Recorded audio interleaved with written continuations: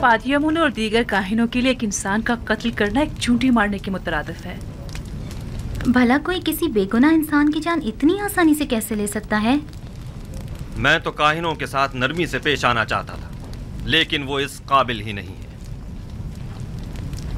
आज के बाद आमून और दीगर खुदाओं की परस्तिश और आमून परस्ती की तबलीग और तरवीज जुर्म शुमार की जाएगी और उसके मुबल्लिगीन की सजा कैद होगी। अगर दोबारा किसी यकदा परस्त को मारा गया तो माबद समेत उन्हें नेस्त नाबूद कर दूंगा। जगह जगह ऐलान आम करवा दीजिए कि आज के बाद बुत परस्तों को तबलीग की इजाज़त नहीं और यकता परस्तों के साथ जुल्म और ज़्यादती की सूरत में सख्त सज़ा के मुस्तहिक करार पाएंगे।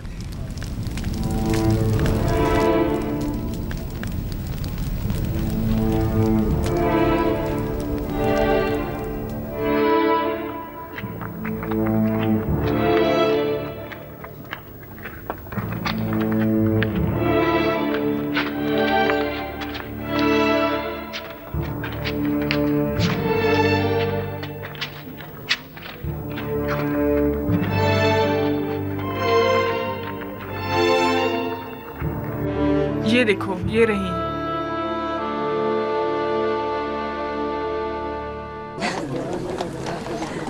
सुन रही हो?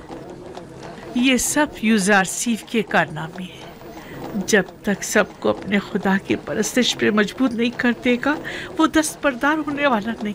पता नहीं बानो, इन तमाम हालात से आप खुश हैं या ना खुश?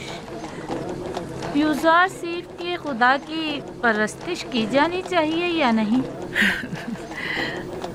अभी मैं किसी नतीजे पर नहीं पहुंची, लेकिन मेरा ख्याल है कि उस खुदा की परस्तिश करनी चाहिए। अक्सर लोग तो यूसुफ के खुदा की परस्तिश करने के बजाय खुद उसकी परस्तिश करते हैं।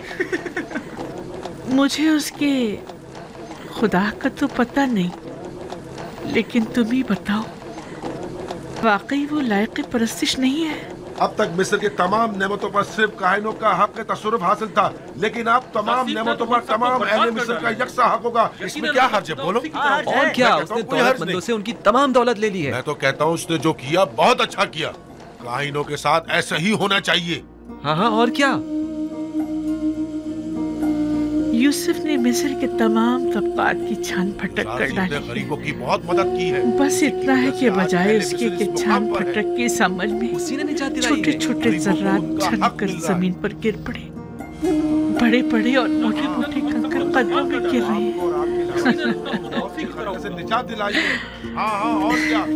तुम्हें याद है, यूज़ारसीफ बचपन ही से गुलामों और महरूमों से बड़ी मोहब्बत से पेश आया करता था।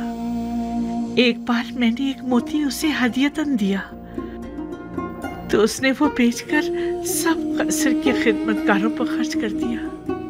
हमेशा कसर के खिदमतगारों और गुलामों से जाकर उनकी अहवाल पुरसी किया करते थे। हमेशा उनकी गम गुसारी किया करते थे और उनकी मदद करते थे। क्या बात है? मुझे और क्या? मैंने क्या किया है? क्या बात है? छोड़ो, चलो हमारे साथ, चलो। छोड़ो मुझे, मेरी बात सुनो। छोड़ो, क्या बात है? मुझे छोड़ो। हमसे बड़ी गलती हो गई। हम कहत के इन चंद सालों में सिर्फ माबद के खादमों और काहिनों की फिक्र में लगे रहे और खुद अवाम से उनके दरपेश मसाइल से बिल्कुल गाफिल रहे। जो होना था सो हो गया। अब हमें चारा कार सोचना होगा। कितने ही लोगों ने यूज़ारसीफ और अखनातून की जान लेने का सिर्फ कसद किया था, लेकिन हमें बहुत पहले ही इन दोनों का काम तमाम कर देना चाहिए था। मेरा ख्याल है कि अब भी हम लोगों को आमून के गिर्द जमा कर सकते हैं। आमून की इस बाकी मानदा दौलत से लोगों को खरीद कर उन्हें मुसल्लह कर सकते हैं। खुदा यूज़ारसीफ के पैरोकारों के लिए कहीं भी जाय अमान नहीं होनी चाहिए। हमें हर वक्त उनकी ताक में रहना चाहिए। अब तक माबद के काहिनों और आमून के तरफदारों की बड़ी तादाद गिरफ्तार की जा चुकी है।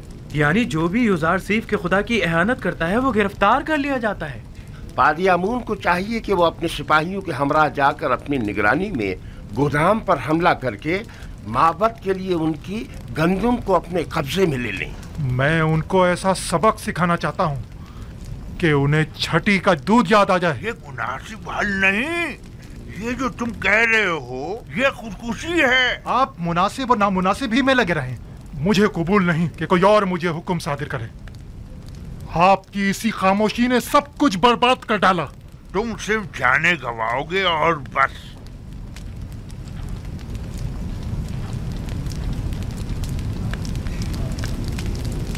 मैं आईने आमून परस्ती की बका और आइंदा की फिक्र में हूँ, और तुम्हें इंतकाम लेने की फिक्र। जरा सोचने दो ताकि कोई मुनासिब हल मिल सके। आप यूं ही बैठे बस मुनासिब हल तलाश करते रहिए। अब मुझे ही कुछ करना होगा, और क्या करना है खूब जानता हूं मैं।